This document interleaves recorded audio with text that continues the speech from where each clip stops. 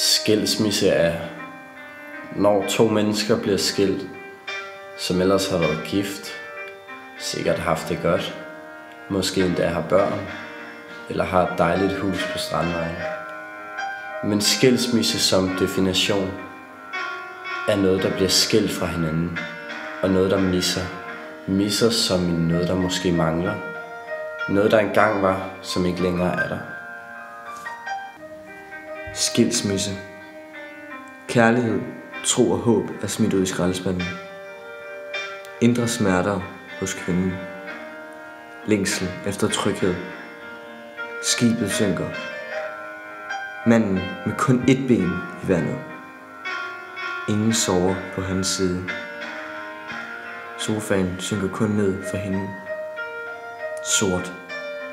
Ender det her?